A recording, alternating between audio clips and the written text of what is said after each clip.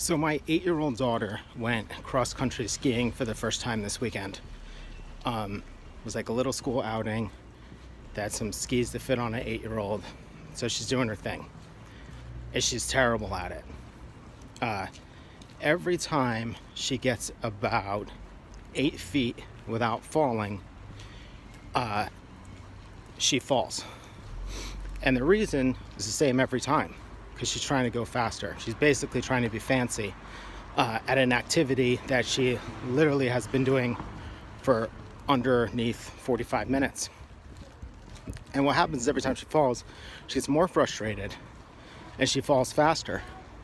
At the same time, each time she gets back on and does that initial 8 to 10 feet, it goes a little bit smoother, but she screws it up by trying to be fancy and then falls down.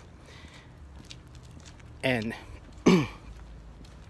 essentially what that comes down to is the idea of trying too hard. You know, people talk about this like, oh, you're trying too hard. What does that mean? It's essentially like you're doing an activity, but you're either deciding you're better at it than you really are.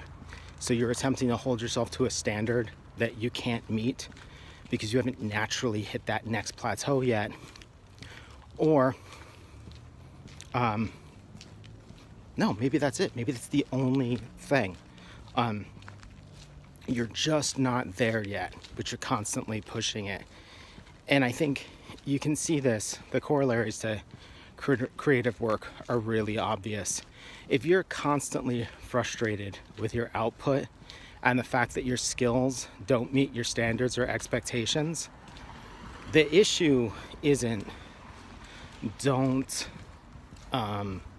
lower your standards or expectations, but it's to recognize that you're just not at the point in the process where you're allowed to be there yet. If you kind of assume like there is a universal law or sort of natural law that basically says like you have to do this thing again and again and again, and then once you do it enough times, you will naturally hit that next plateau.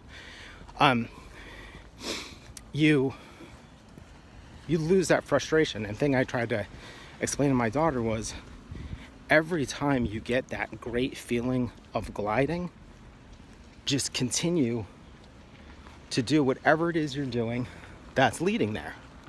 Don't do anything else. That you will naturally go faster the more that you do it, with less setup time, and eventually you'll be going fast. You won't even have to plan for it or think about it.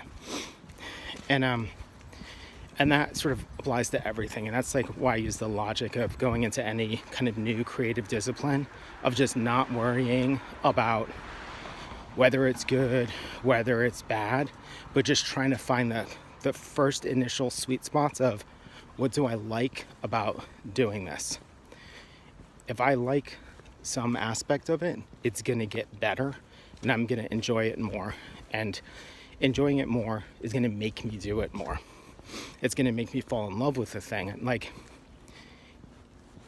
there's all sort of arguments for falling down and getting back up, but that's when you're falling down because you're trying to stretch your skills just a little bit or even a lot, but you have to have reference experiences that already tell you you can do the thing. If you can't cruise on the cross-country skis without falling down, you're not ready to be like, all right, let's be fancy and go fast. You just kind of naturally let it pick up the pace.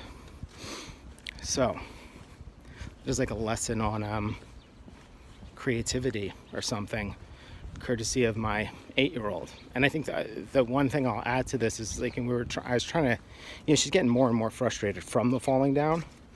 Sorry, it's very icy out. But one of the things we talked about was, if you're falling down consistently every 6 to 10 feet, you're not getting better at skiing. I mean, you are, but you're getting really good at falling, which isn't practical or useful for the stage that you're at.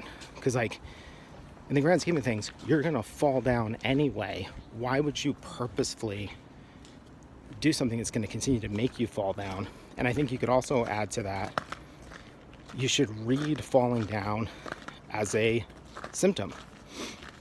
If you're doing something you've never done and you're maddeningly frustrated, that is a sign from your environment that you are doing it wrong. And you get to learn to like read those signs and adjust and say, okay, like what is causing me to be frustrated? What is causing me to fall down? And then actually fix it. And it's so simple a lot of times. You know, like your feelings of frustration in creative work, and I'm talking actual frustration. I'm not talking insecurity or doubt per se, but just actual frustration. You are causing that. Like those are beliefs that you have that you should be at a certain level that you're not at, or that you should make a kind of work that is not coming naturally to you. And instead of embracing what's unique about you and what does come naturally to you, you're forcing yourself into this frustrating situation. All right, it's kind of a nice day. Snowed a shitload. Thanks for watching.